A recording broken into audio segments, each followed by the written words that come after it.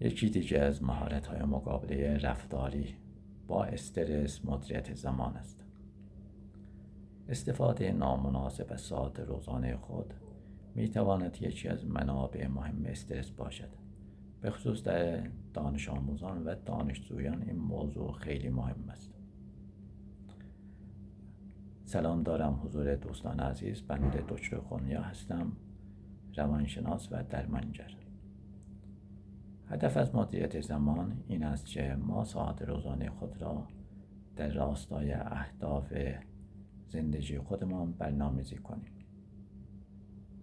این اهداف می تواند در حوزه‌های مختلف باشد، مانند خانواده، روابط بین فردی و دوستان، شغل و تحصیل، رشد عاطفی و روانی، سلامتی، تفریح، خلاقیت و سایر حوزه‌هایی که افراد می توانند برای خودشان مشخص کنند. بعد از تعیین اهداف، فعالیت‌هایی که ما را می تواند در رسیدن به آن اهداف کمک کند، اونها را نیز مشخص می کنیم.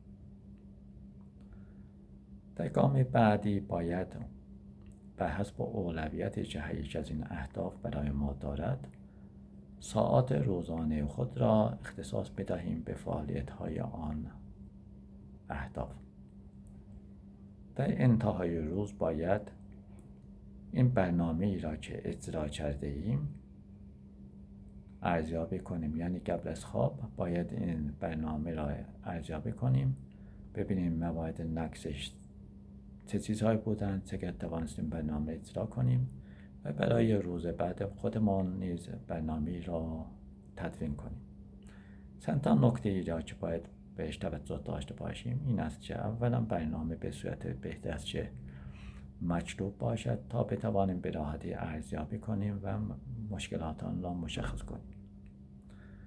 موضوع بعدی این است که برنامه بهتر است که واقع بینانه باشد، یعنی برنامه‌ای که برای خودمان می نویسیم بر حسب واقعیت‌ها و توانمندی‌های خودمان باشد، نه اینکه به صورت ایدئالیستی و آرمانی باشد، چون در این صورت ما نمی‌توانیم برنامه را به صورت کامل اجرا کنیم و در این شرایط احساس سرخوردگی و درماندگی خواهیم کرد و برنامه را می‌ذاریم کنار. باید وضعیت خودمان را مقایسه کنیم با شرایطی که بدون برنامه بودیم و هیچ برنامه‌ای نداشتیم و در این صورت بهتر می‌توانیم برنامه خودمان را پیش ببریم و وقتی که کمی تسلط پیدا کردیم اون موقع می‌توانیم برنامه خودمان را ارتقا بدهیم. امیدوارم که این